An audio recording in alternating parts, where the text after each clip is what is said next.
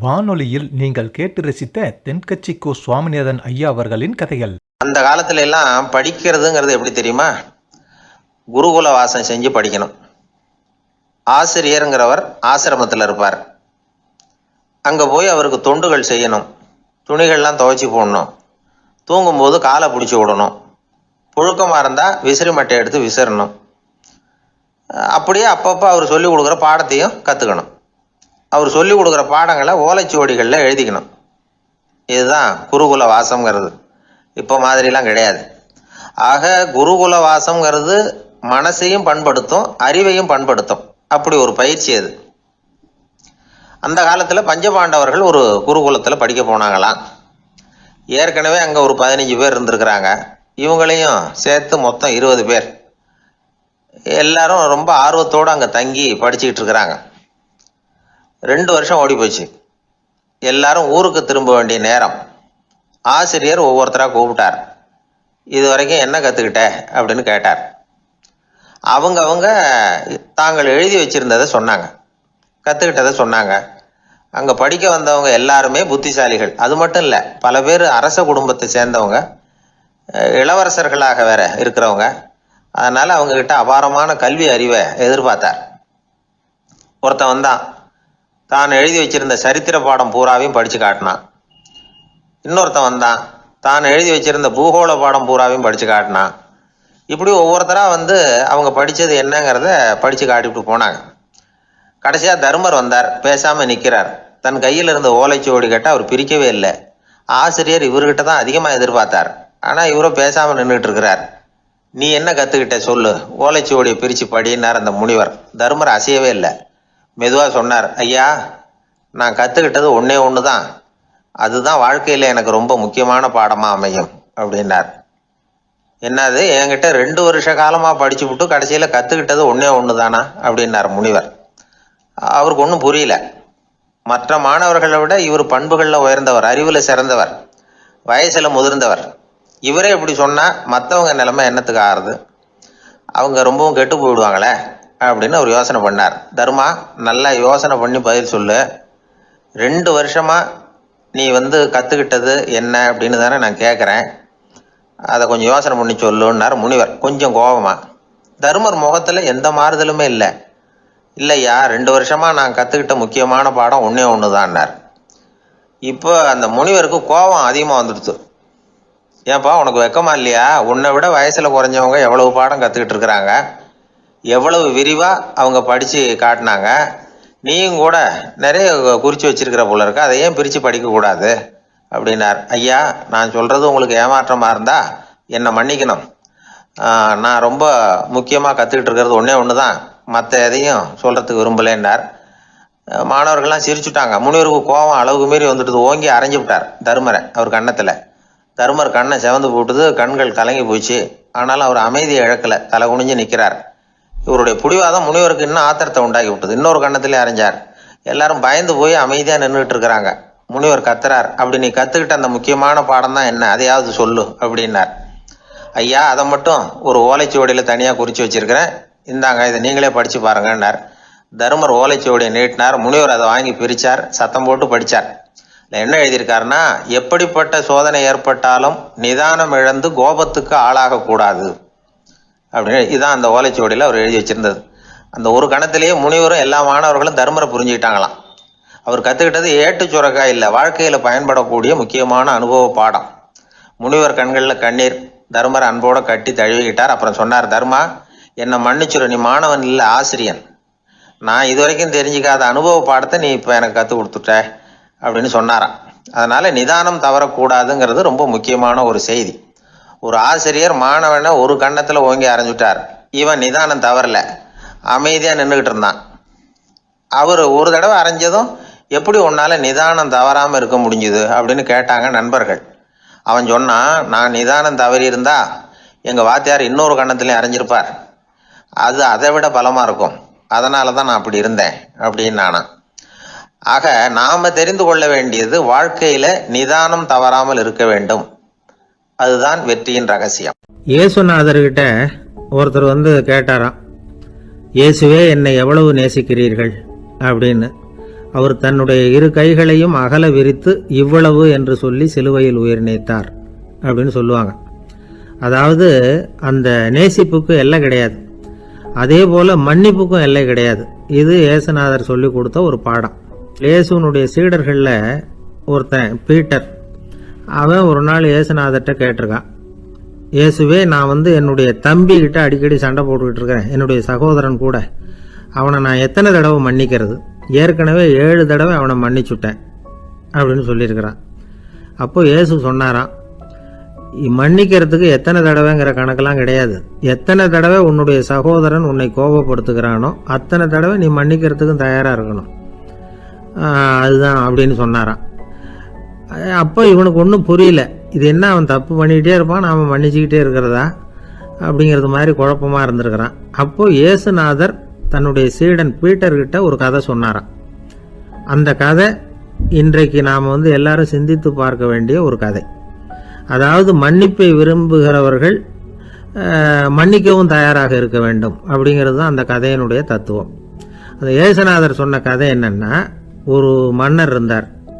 அவர் ஒரு நாள் அரண்மனையில் உட்காந்து கணக்கு வழக்குகள்லாம் பார்த்துக்கிட்டு இருந்தார். நம்ம அரண்மனையிலேருந்து யார் யார் அரசாங்க கடன் வாங்கியிருக்கிறாங்க, யார் யார் திருப்பி செலுத்தி இருக்கிறாங்க அப்படிங்கிற விவரத்தையெல்லாம் பார்த்துக்கிட்டு இருந்தார். அப்போ தான் புரிஞ்சுது, அந்த அரண்மனையில் வேலை செய்கிற ஒருத்தனே அரசாங்க கடன் வாங்கியிருக்கிறான். எவ்வளவு? 10,000 பொற்காசுகள் வாங்கியிருக்கான் கடன். இந்த 10,000 பொற்காசுகளை திருப்பி செலுத்தலை அரசாங்கத்துக்கு. இது மன்னர் கவனத்துக்கு வந்தது. உடனே நம்ம அரண்மனையில் இருக்கிறவனே அரசு கடன் வாங்கி திருப்பி செலுத்தாமல் இருக்கான், அவனை கூப்பிட்டு வாங்கன்னு சொல்லி கூப்பிட்டுட்டு வந்தாங்களாம். விசாரிச்சிருக்கிறாங்க, என்னப்பா நீ எவ்வளோ ஒன்று? ஆமாங்க, 10,000 பொற்காசுகள் வாங்கியிருக்கிறேன், இன்னும் திருப்பி கட்டலைன்றிருக்கான். உடனே அவர் மன்னர் சொல்லியிருக்கிறார், நம்ம சட்டத்திட்டப்படி நீ உடனே பணத்தை திருப்பி கட்டிடு. அப்படி உன்னால் கட்ட முடியலன்னா உன்னுடைய வீடு வாசல் சொத்து சுகம் எல்லாத்தையும் விற்று அந்த பணத்தை அரசு கருவூலத்தில் சேர்த்துக்கிறதுக்கு நானே ஏற்பாடு பண்ணிடுறேன் அப்படின்னு அந்த மன்னர் சொன்னாராம். இவன் அப்படியே அதிர்ச்சி ஆகிட்டான், அப்படியே பொத்துன்னு காலில் விழுந்தானா.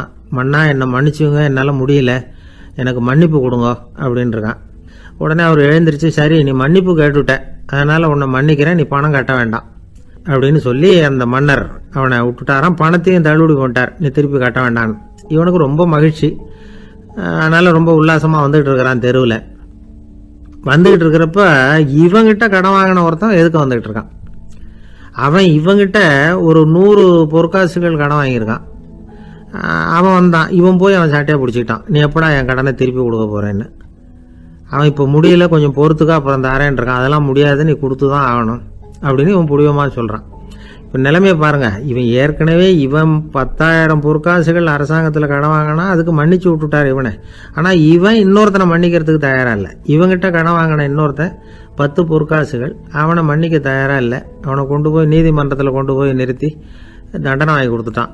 நீதிபதி என்ன சொன்னார், அந்த இவன் வாங்கின பொற்காசுகளை திருப்பி கட்டுற வரைக்கும் ஜெயிலில் இருக்கணுங்கிறது தீர்ப்பு. ஆனால் உடனே அரசர் காதில் விழுந்தது. சொல்லிட்டாங்க, உங்ககிட்ட மன்னிப்பு வாங்கிட்டு போனானே ஒருத்தன், அவன் இன்னொருத்தனை மன்னிக்கிறதுக்கு தயாராக இல்லை, அவனை கொண்டு போய் ஜெயிலில் அடைச்சிட்டான் அப்படின்னு. உடனே மன்னர் பார்த்தார், இவனை மறுபடியும் கூப்பிட்டு வர சொன்னார். தபாரப்பா, நான் உன்னை மன்னிச்சு விட்டேன், ஆனால் நீ இன்னொருத்தனை மன்னிக்கிறதுக்கு தயாராக இல்லை, அதனால் என்னுடைய தீர்ப்பையும் மாத்துறேன், நீயும் அரசு கடன் தீர்ற வரைக்கும் ஜெயிலில் தான் இருக்கணும் அப்படின்னு சொல்லி ஜெயிலுக்கு அனுப்பிச்சிட்டாராம். இப்படி ஒரு கதையை இயேசுநாதர் தன்னுடைய சீடருக்கு சொன்னதாக ஒரு வரலாறு. அது என்ன, அதிலேருந்து நாம் புரிந்து கொள்ள வேண்டியதுன்னா, நாம் மன்னிக்கப்படணும்னு நாம் விரும்புகிறோம்னா நாம் இன்னொருத்தரை மன்னிக்கிறதுக்கு தயாராக இருக்கணும்.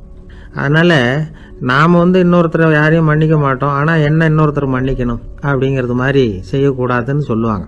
அது மாதிரி நாம் இப்போ இது தப்பாக புரிஞ்சுக்கிறவங்களும் இருக்கிறாங்க. பாவம் மன்னிப்புங்கிறதுலாம் எதுக்குன்னா, அதாவது மறுபடியும் பாவம் செய்யாமல் இருக்கிறதுக்காக தான். அதான் மன்னிக்கிறாரே அப்படிங்கிறதுக்காக மறுபடியும் பாவம் பண்ணிகிட்டு இருக்கிறது இல்லை. அதான் ஒருத்தர் கேட்டாராம், பாவத்திலேருந்து மன்னிப்பு கிடைக்கணும்னா நீ என்ன செய்யணும் அப்படின்னு கேட்டிருக்கார். அதுக்கு அவன் சொல்லியிருக்கிறான், நான் முதல்ல பாவம் செய்யணும், அப்போ தானே மன்னிப்பு கிடைக்கும் அப்படின்னு நானாம். இப்படிப்பட்டவர்கள் தான் இன்றைக்கி உலகத்தில் அதிகமாக இருக்கிறாங்க. அதனால் இந்த மன்னிப்பின் மகத்துவங்கிறது இயேசுநாதர்கிட்டேருந்து தான் நாம் புரிஞ்சுக்கணும். அந்த இயேசு சொன்ன அந்த மன்னிக்கிற மனோபாவம் இருந்தால் இன்றைக்கி உலகம் பூராவும் அமைதி பூங்காவாக இருக்கும். அதில் ஒன்றும் ஆச்சரியமே இல்லை, அதில் ஒன்றும் சந்தேகமும் இல்லை. அதனால் மன்னிக்கிற மனோபாவத்தை நாம் எல்லாரும் நமக்குள்ளே வளர்த்து கொள்ள வேண்டும். அப்படிங்கிறது தான் நாம் இன்றைக்கு எல்லோரும் சிந்தித்து பார்க்க வேண்டிய ஒரு செய்தி. ஒரு ஊரில் ஒரு மன்னர் இருந்தார். அவர் பக்கத்து தேசத்து மேலே படையெடுக்கணும்னு நினச்சிக்கிட்டு இருந்தார். அதையும் தன்னுடைய நாட்டோட சேர்த்துக்கணுங்கிற ஆசை. எப்போ படையெடுக்கலாம்னு யோசிச்சுக்கிட்டு இருந்தார். இப்படி யோசிச்சுக்கிட்டு இருந்த சமயத்தில் ஒரு பெரியவர் அவரை தேடிட்டு வந்தார். அவர் அடிக்கடி வருவார், அவர்கிட்ட பேசிக்கிட்டு இருப்பார். இப்போவும் அப்படி தான் வந்தார். என்ன மன்னா யோசனைன்னாரு. இவர் தன்னுடைய யோசனையை சொன்னார். இந்த சமயத்தில் மன்னருக்கு தாகம் எடுத்தது, தண்ணி குடிக்கணும் போல இருந்தது. உடனே அங்கே இருந்த ஒரு அரண்மனை பணியாளரை கூப்பிட்டார். போய் கொஞ்சம் தண்ணி கொண்டு வாப்பா அப்படின்னார். அந்த பணியாளர் போனார், ஒரு கோலையில் தண்ணி கொண்டு வந்தார். ராஜா கிட்ட நீட்டினார்.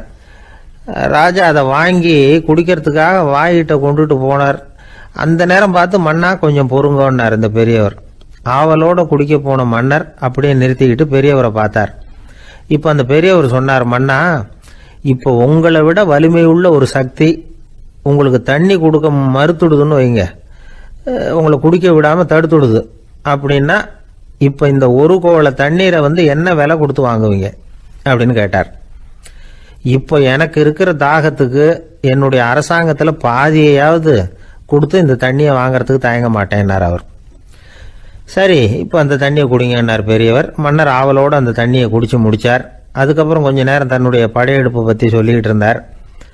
கொஞ்ச நேரம் கழித்து மறுபடியும் இந்த பெரியவர் கேட்டார், மன்னா, இப்போ நீங்கள் ஒரு கோவள தண்ணீரை குடிச்சு முடிச்சுட்டீங்க. இப்போ அந்த தண்ணீர் உங்கள் உடம்பை விட்டு வெளியில் வரக்கூடிய பாதை அடப்பட்டு போச்சு அப்படின்னு வச்சுங்க, அதை வெளியேற்றுவதற்காக நீங்கள் எவ்வளவு செலவழிப்பீங்க அப்படின்னு கேட்டார். மன்னர் யோசனை பண்ணார். அப்படி ஒரு நிலைமை ஏற்பட்டு போச்சுன்னா என்னுடைய அரசாங்கம் பூராவையும் அதுக்கு ஈடாக தர்றதுக்கு கூட தயங்க மாட்டேன்னார். இப்போ அந்த பெரியவர் சொன்னார், எந்த அரசாங்கத்தின் மதிப்பு ஒரு கோவள தண்ணீர் அளவுக்கு கூட இல்லையோ அந்த அரசாங்கத்தை அடையணுங்கிற பேராசையில் மனிதர்கள் தங்களுடைய சகோதரர்கள் கூடவே சண்டை போட்டுக்கிறாங்களே, அதில் ஏதாவது அர்த்தம் இருக்குதா அப்படின்னாராம். மன்னருக்கு இப்போ தான் அர்த்தம் புரிஞ்சுதான். மனசில் தெளிவு உண்டாச்சு. தன் மனசுக்குள்ளே உண்டான வெறியை விரட்டி அடிச்சு விட்டார். அதுக்கப்புறம் நிம்மதியாக ஆட்சி புரிஞ்சார். இப்படி ஒரு கதை. உயிருக்கு என்ன விலை கொஞ்சம் யோசனை பண்ணி பாருங்கள். ஆனால் அது இப்போ எவ்வளோ மலிவாக போயிட்டுது, அதையும் யோசனை பண்ணி பாருங்களேன். ஆசை பேராசையாக மாறுது, அப்புறம் அது வெறியாக ஆகுது, அதுக்கப்புறம் பைத்தியம் பிடிக்குது. இந்த காலத்து மனிதர்களுக்கு 2 விதமான பைத்தியம் பிடிச்சிருக்கிறதாக ஒரு பெரியவர் சொல்கிறார். ஒன்று பணம், இன்னொன்று அதிகாரம். இதெல்லாம் எவ்வளவு காலத்துக்கு நீடிக்கும்?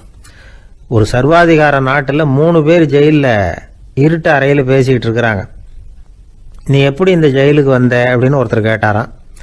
இந்த நாட்டு ராஜாவை ஆதரித்து நான் பிரச்சாரம் பண்ணினேன், அதனால் கூட்டத்தில் தகராறு வந்துட்டுது, கலவரமாக போச்சு, அதுக்கு நான் தான் காரணம்னு அரெஸ்ட் பண்ணி இங்கே கொண்டாந்து போட்டாங்க அப்படின்னாராம் அவர். சரி, நீ எப்படி இங்கே வந்த அப்படின்னு இன்னொருத்தரை பார்த்து கேட்டிருக்கார். நான் இந்த நாட்டு ராஜாவை எதிர்த்து பிரச்சாரம் பண்ணேன், அதனால் கலவரம், அரெஸ்ட் பண்ணி கொண்டாந்து போட்டாங்கன்னார். சரிப்பா, நீ எப்படி அங்கே வந்த அப்படின்னு 3வது ஆளை பார்த்து இவங்க கேட்டாங்களாம். இதுக்கு அந்த ஆள் மெதுவாக வெளிச்சத்துக்கு நான் தான் இந்த நாட்டு ராஜா அப்படின்னாராம். கிபி 1078 வருஷம் மார்ச் மாதம் 19ஆம் தேதி திங்கட்கிழமை அதிகாலை நேரம் ஒரு குழந்தை பிறந்தது. எங்க தெரியுமா? காஸ்பியன் கடலுக்கு தெற்கே பாரசீக மொழி வழங்கிய தபரிஸ்தான் மாநிலத்துல ஜீலான்கிற புனித நகர், அதோட புறநகர் பகுதியில் உள்ள நீப்புங்கிற ஊர்ல தான் அந்த குழந்தை பிறந்தது. அந்த இடம் இப்போ ரஷ்யாவில் இருக்கு. அந்த குழந்தை யாருன்னு நினைக்கிறீங்க? அதுதான் முஹித்தீன் பெருமான், ஆன்மீக சாதனைகள் புரிந்த மகான் முஹித்தீன் ஆண்டகை. தன்னுடைய 18வது வயசுல உயர்கல்விக்காக ஜீலான் நகரத்தை விட்டு பகுதாத் நகரத்துக்கு புறப்பட்டு போறார். இளம் பிராயம் தானே, அதனால துணைக்கு ஒரு வர்த்தக கூட்டத்தோட சேர்ந்து போயிட்டு இருக்கிறார். ரொம்ப தூரம் போகணும், ஒவ்வொரு இடமா தங்கி தங்கி போயிட்டு இருக்கிறாங்க. ஒரு இடத்துல ஒரு கொள்ளை கூட்டம் பயங்கரமான ஆயுதங்களோட அவங்கள வழிமறிச்சுட்டுது. அந்த வர்த்தக கூட்டம் வச்சிருந்த பொருள்களை எல்லாம் அவங்க பறிச்சு விடுறாங்க. இவங்களும் பயந்துகிட்டு இருந்தது எல்லாத்தையும் அவங்க கிட்ட கொடுத்துடுறாங்க. முஹித்தீன் ஆண்டகை மட்டும் இதையெல்லாம் பார்த்துக்கிட்டு தனியா ஒதுங்கி நிற்கிறார். ஒரு 18 வயசு பையன் மட்டும் இப்படி தனியா அநாத சிறுவன் மாதிரி நின்றுட்டு இருக்கிறத அந்த கொள்ளை கூட்டத்தில் இருந்த ஒருத்தன் பாக்குறான். கிட்ட நெருங்கி வர்றான். அலட்சியமாகவும் கிண்டலாகவும் உங்ககிட்ட ஏதாவது இருக்குதா அப்படின்னு கேட்கறான். இவங்கிட்ட என்ன இருக்க போகுது அப்படிங்கிற நம்பிக்கையில அவன் அப்படி கேட்கறான். உடனே இவரு, ஓ இருக்குதே, என்கிட்ட 40 தீனார் இருக்கு அப்படிங்கிறார். இப்படி சொல்லியும் அந்த கொள்ளைக்காரனுக்கு நம்பிக்கை வரல. என்னடா விளையாடாத, பொய் சொல்லாத, உண்மையை சொல்லு அப்படிங்கிறான் அவன். உண்மையைத்தான் சொல்றேன், என்கிட்ட 40 தீனார் இருக்கு அப்படிங்கிறார் இவர். எங்க வச்சிருக்கிற அப்படின்னு கேக்குறான். சட்டையின் விழாப்புறத்துல உள்ள பகுதியில அதை வச்சு தச்சிருக்கிறாங்க அப்படின்னு உண்மையை சொல்றார். உடனே கொள்ளை கூட்ட தலைவன் அதை கத்தியால கீறிப்பார் அப்படின்னு உத்தரவு போடுறான். அந்த சட்டையை கிழிக்கிறாங்க. உள்ள இருந்து 40 பொற்காசுகளும் பொல பொலன்னு கீழே கொட்டுச்சு. அதை பார்த்த உடனே அந்த கொள்ளை கூட்ட தலைவன் மலைச்சு போய் நின்னுட்டான். காசை பார்த்துட்டு அவன் மலைச்சு போகல, பொய் பேசாத அந்த பையனோட நேர்மையை பார்த்துட்டு அவன் அப்படி நின்னான். மெதுவா அந்த பையன் கிட்ட வந்தான். ஏன்பா, நீ என்ன பணக்கார குடும்பமா அப்படின்னு கேட்டான். அப்படிலாம் இல்ல, எனக்கு அப்பா இல்ல, அம்மா மட்டும்தான் உண்டு. எங்க அப்பா எனக்குன்னு விட்டு போன சொத்தே இந்த 40 தீனார் தான் அப்படின்னாரு இவர். அப்படி இருந்துமா உண்மை பேசணும்னு ஆசைப்பட்டேன். என்கிட்ட ஒண்ணும் இல்லைன்னு ஒரு வார்த்தை சொன்ன உன்னை விட்டுருப்போமே அப்படின்னா அவன். அப்படி இல்லைங்க, நான் இறைவன் திருநாமத்தை அறியக்கூடிய கல்வி ஞானத்துக்காக இப்ப போயிட்டு இருக்கிறேன். இறைவன் திருநாமத்தை உச்சரிக்க வேண்டிய நாவால பொய் பேசக்கூடாதுன்னு எங்க அம்மா சொல்லியிருக்கிறாங்க. அதனால நான் எப்பவுமே பொய் சொல்ல மாட்டேன் அப்படின்னு என்னுடைய தாய்க்கு வாக்கு கொடுத்திருக்கிறேன் அப்படின்னார் அவர். முஹையத்தீன் பெருமான் வார்த்தைகளை கேட்ட அந்த கொள்ளையர்கள் மனம் திருந்தி நல்லவங்களா ஆயிடுறாங்க. அந்த கொள்ளையர் தலைவன் பிற்காலத்துல ஒரு பெரிய மகான் ஆயிடுறார். பெரியவர்கள் வாழ்க்கையில நடக்கிற இது மாதிரி சம்பவங்கள் தான் நாம நல்ல விதமா வாழறதுக்கு துணையா இருக்கும். அந்த காலத்துல கொள்ளையர்களே பெரியவங்க செயலை பார்த்து மனம் திருந்தி இருக்கிறாங்க. இந்த காலத்துல யார் இப்படி இருக்கிறா? இந்த காலத்துல மகான் ஒருத்தரை பார்த்தேன், எனக்கு வேண்டியப்பட்ட மகான். ஏங்க, நீங்களும் மகான் ஆகிறதுக்கு முன்னாடி கொள்ளை அடிச்சுட்டு இருந்தீங்களா அப்படின்னு கேட்டேன். அவர் மெதுவா கண்ணை திறந்து என்ன நிமிர்ந்து பார்த்தார். அப்படி இல்லப்பா, நான் கொள்ளை அடிக்கிறதுக்காகத்தான் மகானாவே ஆகி இருக்கிறேன் அப்படின்னு சொல்லிவிட்டு மறுபடியும் கண்ணை மூடிட்டார். ஒரு சிகை அலங்கார கூடம், ரொம்ப சுறுசுறுப்பாக எல்லாரும் வேலை செஞ்சுக்கிட்டு இருக்கிறாங்க. முடிவெட்டிக்க வந்திருக்கிறவங்க நிறைய பேர், எல்லாரும் வரிசையாக உட்காந்துருக்குறாங்க. அந்த சமயத்தில் திடீர்னு கதவை திறந்துக்கிட்டு ஒருத்தர் உள்ளே வர்றார். அவர் ஒரு பெரிய மனிதர். அவரும் முடிவெட்டிக்கிறதுக்காக தான் உள்ளே வந்திருக்கிறார். அவரை பார்த்த உடனே அங்கே வரிசையில் உட்காந்துருந்தவங்க எல்லாரும் எழுந்திரிச்சு அவர்கிட்ட வந்துட்டாங்க. அவரை சுற்றி நின்றுட்டாங்க. எப்படி இருக்கிறீங்க, நல்லா இருக்கீங்களா அப்படின்னு விசாரிக்க ஆரம்பிச்சிட்டாங்க. எல்லாம் முடிஞ்சதும் வந்தவர் கேட்டார், வரிசையில் கடைசியாக இருக்கிறவர் யார் அப்படின்னு கேட்டார். ஏன்னு கேட்டாங்க. நான் அதுக்கு அடுத்தபடியாக உட்காரணும், அதுக்காக தான் கேட்குறேன் அப்படின்னார். உடனே அங்கே இருந்தவங்கெல்லாம் என்ன சொன்னாங்க தெரியுமா? நீங்கள் வரிசையில் காத்திருக்கக்கூடாது, நீங்கள் அரசாங்கத்தின் தலைவர், உங்களுக்கு நேரம் முக்கியம், அதனால் நீங்கள் முன்னாடி போங்க அப்படின்னு சொன்னாங்க. ஆனால் அதை அவர் கேட்கல. தோழர்களே, உங்களுடைய கருத்துக்கு ரொம்ப நன்றி. எல்லாரும் வரிசையாக தான் வரணும், அதுதான் முறை. வரிசையில் வரணுங்கிற நடைமுறையை நானும் பின்பற்ற விரும்புகிறேன். நாம எல்லாரும் சமமானவர்கள் அப்படின்னார். இப்படி சொல்லிவிட்டு வரிசையில் கடைசியாக இருந்த ஒரு நாற்காலியில் போய் உட்காந்துக்கிட்டார். தன் சட்டை பையில் இருந்த ஒரு செய்தித்தாளை எடுத்தார், படிக்க ஆரம்பிச்சிட்டார். ஆனால் அங்கே இருந்தவங்களால இதை பார்த்துக்கிட்டு சும்மா இருக்க முடியல. ஒருத்தர் எழுந்திரிச்சு வந்தார். ஐயா, இப்போ என்னுடைய முறை வந்திருக்குது, நான் தான் போக வேண்டிய முறை. உங்களை இங்கே காத்திருக்க வைக்கிறத விட ஒரு 5 ஆண்டுகளுக்கு கூட நான் முடிவெட்டிக்காமே இருந்துட முடியும் அப்படின்னார். அவர் மறுபடியும் சொன்னார், ஐயா, நீங்கள் வரிசை முறையை தாண்டி போக விருப்பப்படல, சரி, ஆனால் என்னுடைய முறையை மாற்றி கொடுக்கறதுக்கு எனக்கு முழு உரிமை இருக்குது. இதுக்கு பதிலாக உங்களுடைய கடைசி இடத்த நான் எடுத்துக்கிறேன், இதை நீங்கள் மறுக்க முடியாதுன்னார். அங்கே இருந்த மற்றவங்களும் இதை ஒரு மனசாக வற்புறுத்த ஆரம்பிச்சிட்டாங்க. அந்த பெரிய மனிதர் பார்த்தார், சரின்னு கடைசியாக ஒத்துக்கிட்டார். அவர் யார் தெரியுமா? அவர் தான் மாவீரர் லெனின். ரஷ்யாவில் கிரெம்ளின் சிகை அலங்கார கூடத்தில் தான் இது நடந்தது. எல்லாரும் இந்நாட்டு மன்னர்கள்னு வாயளவில் பேசுறதுல என்ன பிரயோஜனம்? நாம் எல்லாரும் சமம்ங்கிறத நடைமுறையில் கடைபிடிச்சி காட்டினவங்க கொஞ்சம் பேர் தான். அவங்களில் ஒருத்தர் தான் லெனின். வரிசையில் நின்று வர்றதுங்கிறது ஒரு சிறந்த பண்பு, உயர்ந்த பண்பு. இன்றைக்கி பல இடங்களில் அது நமக்கு தேவைப்படுது. ஒரு ரேஷன் கடைவாசல், கடை திறக்கிறதுக்கு முன்னாடியே எல்லாரும் வரிசையில் நின்றுட்டாங்க. கடைசியாக வந்த ஒருத்தர் கியூவில் முன்னாடி போகிறதுக்கு முயற்சி பண்ணுறார். ஏற்கனவே நின்றுட்டு இருக்கிறவங்க அவரை முன்னாடி போகிறதுக்கு விட மாட்டேங்கிறாங்க. கடைசியாக போய் நில்லையா அப்படின்னு எல்லாரும் கத்துறாங்க. அது அவர் காதில் வாங்கலை. முண்டி அடிச்சுக்கிட்டு முன்னாடி போகிறதுக்கே முயற்சி பண்ணிகிட்டு இருக்கிறார். எல்லாரும் சேர்ந்து அவரை வலுக்கட்டாயமாக இழுத்து கொண்டாந்து பின்னாடி கொண்டு போய் நிறுத்திவிட்டு சொன்னாங்க, இதை பாருப்பா, நாங்கள் இருக்கிற வரைக்கும் நீங்கள் முன்னாடி போய் எதையும் வாங்க முடியாது, தெரிஞ்சுக்கோ அப்படின்னாங்க. இப்போ அந்த ஆள் சொன்னாராம், நான் இங்கே பின்னாடி நிற்கிற வரைக்கும் நீங்களும் எதுவும் வாங்க முடியாது அப்படின்னாராம். ஏன்னு கேட்டிருக்கிறாங்க. நான் தான் அந்த கடையை திறக்க வேண்டிய ஆள் அப்படின்னா. வாழ்க்கையில் ரொம்பவும் அடிபட்டு அல்லல் போட்டுக்கிட்டு இருக்கிற ஒருத்தர் வந்தார். மனசு ரொம்பவும் நொந்து போய் பேசினார். இந்த உலகத்தில் மனுஷனாக பிறந்ததை விட மாடாக பிறந்திருக்கலாம் சார் அப்படின்னார். திடீர்னு வந்து என்கிட்ட இப்படி சொன்னால் அதுக்கு நான் என்னங்க பண்ண முடியும் அப்படின்னேன். உங்ககிட்ட வரணும்னு தோணுச்சு, அதனால் வந்தேன் அப்படின்னார். சரிங்க, இப்படி ஒரு யோசனை வந்ததுக்கு என்ன காரணம் அப்படின்னு சொல்லி அவர்கிட்ட கேட்டேன். அதுக்கு அவர் சொன்னார், என் பையனுக்கு வேலை தேடுறேன் கிடைக்கல, பொண்ணுக்கும் மாப்பிள்ளை தேடுறேன் கிடைக்கல, வீடு கட்டுறதுக்கு கடன் கேட்குறேன் கிடைக்கல, மாடாக பிறந்திருந்தா இது மாதிரி கவலையெல்லாம் கிடையாதுல்ல, பேசாமல் வைக்கோலை தின்னுக்கிட்டு அசை போட்டுக்கிட்டே கடந்து விடலாமே அப்படின்னார் அலட்சியமாக. அதுக்கப்புறம் தான் அவர் சொன்ன கருத்தை நானும் கொஞ்சம் அசை போட ஆரம்பித்தேன் மனசுக்குள்ளே. இப்போது இயற்கையை பொறுத்த வரைக்கும் அது நாம் எல்லாரும் மகிழ்ச்சியாக வாழணும் அப்படின்னு தான் விரும்புது. விலங்குகள், பறவைகள், தாவரங்கள், அப்புறம் மற்ற உயிரினங்கள் எல்லாமும் நல்லபடியாக இருக்கணும் அப்படிங்கிறது தான் இயற்கையோட விருப்பம். அதில் ஒன்றும் சந்தேகம் இல்லை. இயற்கையோட அமைப்பை கொஞ்சம் கவனித்து பார்த்தா அதை நாம் நல்லா புரிஞ்சுக்கலாம். இருந்தாலும் இந்த ஆள் சொன்னதை கேட்ட பிறகு தான் ஒரு முக்கியமான வேறுபாடு புரிஞ்சுது. அதாவது இந்த உலகத்தில் உள்ள முக்கியமான பிரச்சனைகள் 6. அந்த 6 பிரச்சனைகளும் ஆடு மாடுகளுக்கு கிடையாது, மரம் செடி கொடிகளுக்கு கிடையாது. ஆனால் மனுஷன் அந்த 6 பிரச்சனைகளையும் சந்திக்க வேண்டியிருக்கு. சரி, அந்த 6 பிரச்சனைகள் என்னென்ன தெரியுமா? முதல்ல இந்த ஆடு மாடுலாம் நமக்குன்னு சொந்தமாக ஒரு வீடு இல்லையே அப்படின்னு கவலைப்பட்டுக்கிட்டு இருக்கிறதில்ல. ஆனால் மனிதனுக்கு வீடு தேவைப்படுது. இது ஒரு வித்தியாசம். இப்போ 2வது பிரச்சனை என்னென்னா ஆடை பிரச்சனை. ஒரு கோழியோ சேவலோ நாம் போட்டுக்கிறதுக்கு ஒரு சட்டை இல்லையே அப்படின்னு கவலைப்படுறதில்ல. ஆனால் மனுஷனுக்கு அந்த கவலை உண்டு. சரி, இப்போ 3வது என்னன்னு பார்த்தா கல்வி பிரச்சனை. ஒரு பசுமாடு கவலையோடு நின்றுக்கிட்டு இருக்கு அப்படின்னு வச்சுக்குவோம். நீங்கள் அதுக்கிட்ட போய் ஏன் பசுமாடை கவலையோடு நின்றுக்கிட்டு இருக்கிற அப்படின்னு கேட்குறீங்க. என் கண்ணுக்குட்டிக்கு எல்கேஜியில் இடம் கிடைக்கல, டொனேஷன் கொடுக்கறதுக்கு கையில் பணமும் கிடையாது, சிபாரிசுக்கு யாரை பிடிக்கிறதுன்னு தெரியல, இப்படியா சொல்லிகிட்டு இருக்கோம். அதுக்கு அந்த கவலையெல்லாம் கிடையாது. ஆனால் மனிதனுக்கு அந்த கவலை உண்டு. 4வது என்னன்னு பார்த்தீங்கன்னா வேலை வாய்ப்பு பிரச்சனை. வேலை கிடைக்கலையே அப்படின்னு வேப்ப மரம் கவலைப்படுறதில்ல, ஆனால் மனுஷன் கவலைப்படுறான். 5வது என்னன்னு பார்த்தா கல்யாண பிரச்சனை.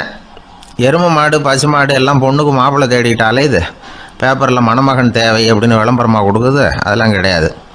6வது என்னன்னு பார்த்தீங்கன்னா பணம் சம்பந்தமான பிரச்சனை. ஆடு மாடுலாம் பணத்தை சேமிக்கணும்னோ ஏதாவது நிதி நிறுவனத்தில் முதலீடு பண்ணணும்னோ நினச்சிக்கிட்டு இருக்கிறதில்ல. பணத்தை எப்படி காப்பாற்றுறது அப்படிங்கிற கவலையும் அதுகளுக்கு கிடையாது. குதிரை வந்து குளம்போடு பிறக்குது, அதனால் அது காடு மேடெல்லாம் கவலை இல்லாமல் தெரியலாம். ஆடு வந்து உடம்புல ரோமத்தோடு பிறக்குது, அதனால் அது குளிரை பற்றி கவலைப்பட வேண்டிய அவசியம் இல்லை. ஆனால் மனுஷனை பார்த்திங்கன்னா அவன் தான் ஒன்றும் இல்லாமல் பிறக்கிறான். ஏன் இந்த பாகுபாடு அப்படின்னு கேட்டால் இதை பற்றி கொஞ்சம் சிந்திச்சு பார்க்கணும். அதாவது இந்த சந்தேகத்தை ஒரு பெரியவர்கிட்டையும் கேட்டேன். அவர் சொன்னார் இதுக்கு பதில். அவர் இதே கேள்வியை இயற்கை கிட்ட கேட்டாராம். இயற்கை பதில் சொல்லிச்சான். வேறு யாருக்கும் கொடுக்காத ஒரு வலுவான கருவியை, ஒரு பவர்ஃபுல் வெப்பன் மனுஷனுக்கு கொடுத்துருக்குறேன்னு, அந்த கருவியை உபயோகப்படுத்தி அந்த 6 பிரச்சனையை மட்டும் இல்லை 6 கோடி பிரச்சனைகள் இருந்தாலும் அதையெல்லாம் சமாளிக்கலாம். அது கருவி என்ன தெரியுமா? அதுதான் 6வது அறிவு. அதை உபயோகப்படுத்தினா காலுக்கு செருப்பு தயார் பண்ணிக்கலாம், குளிருக்கு போர்வை தயார் பண்ணிக்கலாம், என்ன வேணும்னாலும் செய்யலாம் அப்படின்னு இயற்கை பதில் சொல்லிச்சான். அதனால் நாம் செய்ய வேண்டியது என்னென்னா இயற்கையை முதல்ல சரியாக புரிஞ்சுக்கணும்.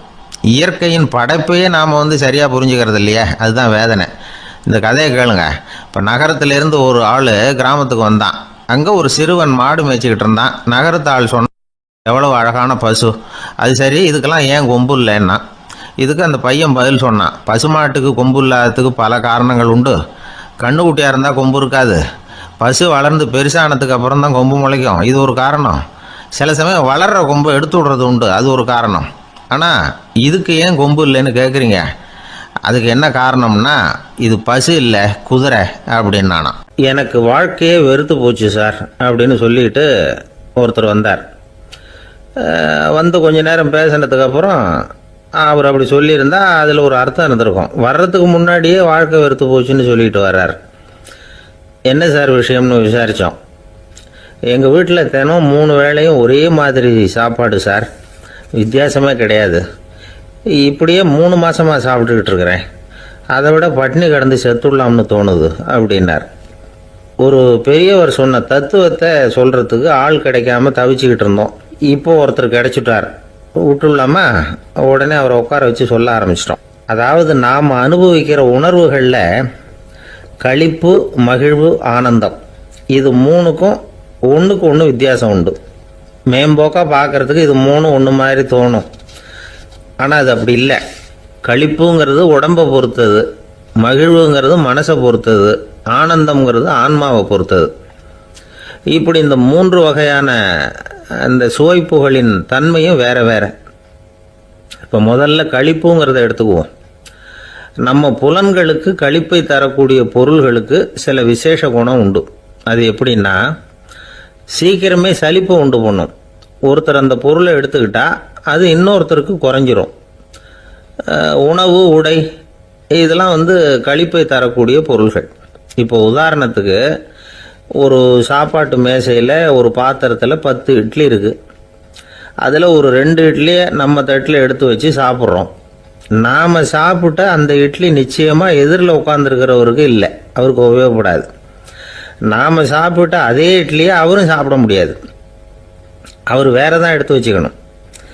அது மாதிரி நாம் ஒரு சட்டையை எடுத்து போட்டுக்கிறோம், அதே சட்டையை அதே நேரத்தில் இன்னொருத்தர் போட்டுக்க முடியாது. புலன்களுக்கு களிப்பை தரக்கூடிய இது மாதிரி பொருள்கள்லாம் முதல் தடவை நமக்கு கொடுக்குற களிப்பை 2வது தடவையும் கொடுக்காது. 3வது தடவை இன்னும் குறையும், கடைசியில் வெறுப்பாக மாறிடும். ஒவ்வொன்றா இட்லியை தொடர்ந்து சாப்பிட்றோம்னு வச்சுக்கோங்க, முதல் இட்லி தரக்கூடிய சுவையை 30வது இட்லி தராது. முதல் தடவை புது சட்டையை போட்டுக்கிறப்போ நமக்கு இருக்கிற களிப்பு அதே சட்டையை 100வது தடவையாக போட்டுக்கிறோம்னு வைங்க, அப்போ இருக்குமா? இருக்காது. இதுதான் களிப்பு. அதாவது சீக்கிரமே சலிப்பை தரக்கூடியது. ஒருத்தர் எடுத்துக்கிட்டால் இன்னொருத்தருக்கு குறைஞ்சி போகக்கூடியது. ஆனால் மகிழ்ச்சிங்கிறது அப்படி இல்லை. ஒருத்தர் அனுபவிக்கிறதுனால இன்னொருத்தருக்கு குறைஞ்சி போகாது. இப்போ காலையில் சூரியன் உதயம் ஆகிறத பார்த்து சந்தோஷப்படுறோம், அதையே இன்னொருத்தரும் பார்த்து சந்தோஷப்படலாம். ஒரு நல்ல சங்கீதத்தை கேட்குறோம், ஒரு அழகான ஓவியத்தை ரசிக்கிறோம், நீங்கள் ரசிக்கிற அதே நேரத்தில் இன்னொருத்தரும் அதை ரசிக்கலாம். அதனால் அது குறைஞ்சி போகிறதில்ல. இது மகிழ்வு. ஆனால் ஒன்று, ஒரே பாடலை திரும்ப திரும்ப கேட்டுக்கிட்டு இருந்தால் கடைசியில் அலுப்பு தட்டும். அதாவது மகிழ்வுங்கிறது எப்படின்னா, மற்றவங்களோட பகிர்ந்து கொள்றதுனால குறையாது. ஆனால் ஒரே பொருள் மீண்டும் மீண்டும் அனுபவிப்பை தர்றப்போ முதல்ல மகிழ்வு அதிகரித்து அதுக்கப்புறம் அது மங்கி மறைஞ்சு போயிடும். இதுதான் அந்த மகிழ்வுங்கிறதுக்கு இலக்கணம். சரி, இப்போ 3வதாக சுகம் தரக்கூடிய ஆனந்தம்ங்கிறது எப்படின்னா, இது நமக்கு உள்ளே இருந்து சுரக்கிறது. மனசு சலனங்கள்லேருந்து விடுபடுறப்போ இந்த ஆனந்தம் நமக்கு கிடைக்கும். இது நிலையான சுகம், ஆத்ம சுகம். களிப்பிலிருந்து மகிழ்வுக்கும், மகிழ்விலிருந்து ஆனந்தத்துக்கும் செல்றது தான் மனிதன் நடத்த வேண்டிய முக்கியமான பயணம். இவ்வளவு விஷயத்தையும் கேட்டுட்டு இந்த காலத்து பையன் ஒருத்தன் வந்தான். சார், இப்போ நீங்கள் ஒரு சாப்பாட்டு மேசையில் ஒரு 10 இட்லி வைக்கிறீங்க, என்ன உட்கார வைங்க, எதிரில் இன்னொருத்தனை உட்கார வைங்க, நான் களிப்பு மகிழ்வுலாம் தாண்டி நேரடியாக ஆனந்தத்துக்கு பயணம் பண்ணி காட்டுறேன் அப்படின்னா. ஒன்றும் புரியல அவன் சொன்னது. அது எப்படி, என்ன பண்ணுவ நீ அப்படின்னு சொல்லி கேட்டோம் ஆச்சரியமா. 2 இட்லி சாப்பிட்டா தானே சார் களிப்பு, நான் 10 இட்லியும் மொத்தமாக சாப்பிட்ருவேன், அடுத்தவனுக்கு எதுவும் கிடைக்காது, அவனுக்கு கிடைக்காதபடி நாமே சாப்பிட்டுடுறோம்ல, அதுதானே நமக்கு ஆனந்தம் அப்படின்னு அதுக்கு ஒரு விளக்கம் சொல்கிறான். ஒரு ஊரில் ஒரு ஆள் இருந்தான், கற்பனையிலேயே காலத்தை கடத்திக்கிட்டு இருந்தான். ஒரு நாள் ஒரு மரத்தடியில் உட்காந்துருந்தான். அவனுக்கு பசிக்கிற மாதிரி தெரிஞ்சுது. உடனே கற்பனையிலேயே சாப்பிட ஆரம்பிச்சிட்டான். அதாவது எதிரில் இலை போட்டு சாப்பாடு போடப்பட்டிருக்கிறதாகவும் அதை இவன் சாப்பிட்றதாகவும் நினச்சிக்கிட்டு கையை மட்டும் வாய்க்கும் தரைக்குமா அப்படியும் இப்படியும் கொண்டுகிட்டு போய் பாவனை பண்ணிக்கிட்டே இருக்கிறான். தூரத்தில் இருந்து பார்க்குறவங்களுக்கு இவன் ஏதோ பலமான விருந்து சாப்பிட்டுக்கிட்டு இருக்கிறான் அப்படின்னு தான் தோணும். அது மாதிரியே பண்ணிக்கிட்டு இருந்தான். அந்த வழியாக ஒரு சன்னியாசி வந்துக்கிட்டு இருந்தார். இவனை பார்த்தார். என்ன இவன் இப்படி பண்ணிகிட்டு இருக்கிறானே அப்படின்னு நினச்சாரு. கொஞ்ச நேரம் அவனையே உத்து பார்த்துக்கிட்டு இருந்தார். இவரை பார்த்ததும் அவன் இன்னமும் சுவாரஸ்யமாக சாப்பிட ஆரம்பிச்சிட்டான். அப்பப்பா, என்ன இது, இந்த குழம்பு இவ்வளவு காரமாக இருக்குது, என்னுடைய நாக்கே எரிஞ்சு போடும் போல இருக்கு அப்படின்னு சொல்லிட்டு பக்கத்தில் ஒரு குவளையை எடுத்து தண்ணி குடிக்கிறது மாதிரி பாவனை பண்ணுறான். அப்பாடா இப்போ கொஞ்சம் பரவாயில்ல அப்படின்னு சொல்லிக்கிட்டு குவளையை கீழே வைக்கிறது மாதிரி ஒரு பாவனை பண்ணுறான். சன்னியாசி பார்த்தார். என்னப்பா சாப்பாட்டில் காரம் அதிகமோ அப்படின்னார். ஆமாம் சுவாமி, ஞாபகம் மறதியில் கொஞ்சம் மிளகாய் அதிகமாக சேர்த்துக்கிட்டேன் அப்படின்னா. சரி சாப்பிடு அப்படின்னு சொல்லிட்டார். அவன் சாப்பிட்டு முடிக்கிற வரைக்கும் பொறுமையாக உட்காந்துருந்தார். அவன் அப்பாடா அப்படின்னு சொல்லிட்டு மறுபடியும் தண்ணி எடுத்து குடித்தான். எல்லாம் கற்பனையிலேயே. அதுக்கப்புறம் சன்னியாசி பேச ஆரம்பித்தார். இதை பாருப்பா, உன்னுடைய கற்பனையை நான் மெச்சுறேன். இருந்தாலும் உன் சாப்பாட்டில் ஒரு இனிப்பையும் வச்சிருக்கலாமே, ஏன் மிளகாயை அளவுக்கு அதிகமாக போட்டுவிட்டு அவஸ்தைப்படுறேன் அப்படின்னார். அவன் யோசிக்க ஆரம்பித்தான். அதுக்கப்புறம் இவர் சொன்னார், இதை பாருப்பா, இனிமேல உன்னுடைய கற்பனையும் உயர்ந்ததாக இருக்கட்டும் அப்படின்னு உபதேசம் பண்ணிவிட்டு போனார். எப்பவும் உயர்வை பற்றியே சிந்திக்கணும். உயர்வு கிடைக்கலன்னா கூட அப்படி சிந்திக்கிறத நிறுத்தப்படாது அப்படிங்கிறார் திருவள்ளுவர். உள்ளுவது எல்லாம் உயர் உள்ளல், மற்ற அது தள்ளினும் தள்ளாமை நேர்த்து. ஊக்கம் இல்லாமல் உலகத்தில் வாழ்ந்து பிரயோஜனம் இல்லை. அதனால் உயர்வாகவே சிந்திக்கணும். அது நம்மளை ஊக்கப்படுத்தும். இது பெரியோர் வாக்கு. இந்த உலகத்தில் கற்பனையிலேயே வாழ்கிற சில கஞ்சர்களும் உண்டு. அதாவது 2 கஞ்சர்கள் 2 பேரும் பக்கத்து ஊரில் இருந்தாங்க. பொங்கல் சமயம் ஒரு கஞ்சன் தன்னுடைய மகனை கூப்பிட்டான். இதோ பாருப்பா, பக்கத்து ஊரில் என்னுடைய நண்பன் ஒருத்தன் இருக்கிறான். அவனுக்கு பொங்கல் பரிசு ஏதாவது கொடுக்கணும். நான் ஒரு 4 ஆட்டுக்குட்டியை தரேன், நீ கொண்டுகிட்டு போய் கொடுத்துட்டு வந்து விடுறியா அப்படின்னு கேட்டான். சரி, நான் புள்ள ஒரு பைய கையில் எடுத்துக்கோன்னா. அவன் எடுத்துக்கிட்டான். இந்த ஆட்டுக்குட்டி பிடிச்சிக்கோ அப்படின்னு சொல்லி ஒவ்வொன்றா போடுறேன் பார் அப்படின்னு சொல்லிட்டு 1 2 3 4 அப்படின்னு எண்ணிக்கிட்டே வெறும் சைகையாலேயே ஆட்டுக்குட்டியை பிடிச்சி போடுறது மாதிரி பாவனை பண்ணிகிட்டு இருக்கிறான். அவன் பிள்ளையும் அது ரொம்ப அக்கறையாக வாங்கிக்கிறது மாதிரி வாங்கிக்கிட்டு அந்த பையை தூக்கிக்கிட்டு அடுத்த ஊருக்கு போகிறான். இவன் அங்கே போய் சேர்ந்த நேரத்தில் அந்த கஞ்சன் ஊரில் இல்லை, எங்கேயோ வெளியில் போயிருக்கிறான். அவனோட புள்ள மட்டும்தான் வீட்டில் இருந்தான். இவன் அவன்கிட்ட, இதை பாரு, எங்கள் அப்பா உங்கள் அப்பாவுக்கு ஆட்டுக்குட்டி கொடுத்து அனுப்பியிருக்கிறாரு, பிடிச்சிக்கோ அப்படின்னு சொல்லி பாவனையிலேயே ஒவ்வொன்றா எடுத்து அவங்ககிட்ட கொடுத்துட்டான். அவனும் வாங்கிட்டான் வாங்கிறது மாதிரி. அப்புறம் சொன்னான், சரிப்பா, நானும் பதிலுக்கு ஏதாவது ஒன்றுகிட்ட கொடுக்கணும் இல்லையா, அதனால் அந்த பையை பிடி, ஒரு 10 எலுமிச்சம்பழம் தரேன், பதிலுக்கு அதை நீ எடுத்துகிட்டு போ அப்படின்னு சொல்லி கையாலேயே ஒவ்வொன்றா எடுத்து போடுறது மாதிரி பாவனை பண்ணிவிட்டான். அவனும் ரொம்ப நன்றி அப்படின்னு சொல்லிவிட்டு அதை வாங்கிட்டு போயிட்டான். கொஞ்ச நேரம் கழித்து வெளியில் போயிருந்த அப்பங்காரன் திரும்பி வந்தான். உள்ள சொன்னான், அப்பா, உன்னோட நண்பர் அவருடைய மகன் மூலமாக உனக்கு 6 ஆட்டுக்குட்டி கொடுத்து அனுப்பியிருந்தார். நானும் பதிலுக்கு ஒரு 10 எலுமிச்சம்பழம் கொடுத்து அனுப்பியிருக்கிறேன் அப்படின்னா. எப்படிடா கொடுத்தேன்னு கேட்டார் அப்பா. இப்படி தான் கொடுத்தேன்னு சொல்லி சைகையிலேயே காட்டினான். இதை பார்த்ததும் அப்பங்காரனுக்கு பயங்கரமாக கோவம் வந்துட்டுது. பலார்னு அரைஞ்சுட்டான் பையனு. ஏன்பா அரைஞ்ச? 10 எலுமிச்சம்பழம் கொடுத்துட்டேனே அப்படிங்கிறதுக்காகவா அப்படின்னு கேட்டான். அது கூட பரவாயில்ல, நீ காட்டுற சைகையை பார்த்தா ஆரஞ்சு பழம் சைஸுக்கு இருக்குதே, அவ்வளவு பெருசாக ஏன் கொடுத்த?